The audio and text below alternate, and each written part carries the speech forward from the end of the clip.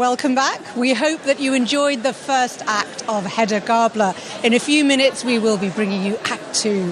But before that, we would like to share with you the thoughts of the play's director, Ivo van Hove, and the actors Ruth Wilson and Rafe Spall about what makes this such an extraordinary play, with the incredibly complex, interwoven relationships of all the characters, particularly that of the lead role, Hedda.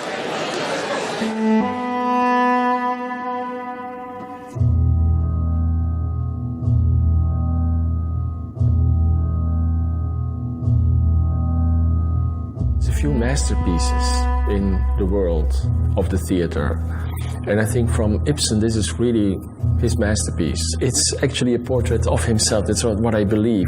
There was an urgency to tell something about somebody who is feels totally isolated from relationships, from the world. It's full of nuances, full of details, full of different visions, and that's what makes this like an enigmatic play, because to have written that at the end of the 19th century is like amazing. Even today, it's still amazing. The play's had lots of different discussions about it, and when it first came out, it was hailed, still is hailed as a feminist play, and a woman trapped in a man's world or trapped by society. If you present the play in the same way that it was then, as a sort of piece of social realism, if everyone's wearing corsets and frock coats, it becomes a play about turn-of-the-century Norwegian social dissonance. To me, I'm not really interested in seeing that. We live now in the 21st century, not in the 19th century, so for me it makes not really sense to make a museum piece about the past.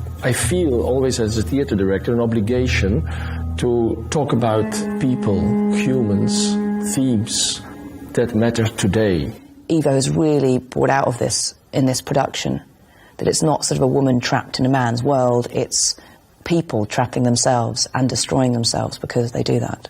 The specific way in which Ivo works, there is simply a right way and a right way of doing it. His style of direction is very different to any director I've worked with before.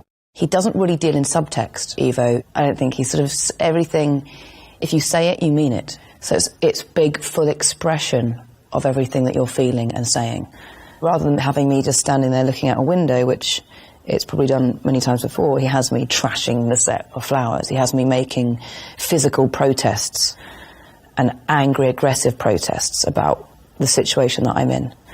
And that's great for me to play, because it means I don't have to carry that energy into every scene. I know, but it's not possible.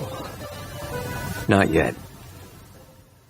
Parties, the fabulous guests, and the sparkling conversation will have to wait. Well, what we wanted to do is to get out of the 19th century, so we situated it in, you could say, a loft. In a big city. Is it under construction, this loft, or is it like being destroyed a little bit, so it's like this in-between situation. This was kind of like the inside of Hedda's head, the set. It's like how she sees the world, but it's also inside her brain. And she's kind of like an object that people come and view and enter into. And indeed, there's no doors within that loft, so people get in and out from the auditorium, so she can also go in and out. But she doesn't do. She stays in the home. Jan said something to me about me fiddling with the blinds at the beginning, and he said, you're choosing to have light or darkness. It's like that idea of, do you want it to be light in here or dark? And they look like bars in a prison bar, the shadows that are created across. So it's the idea she creates her own prison and she traps herself in it.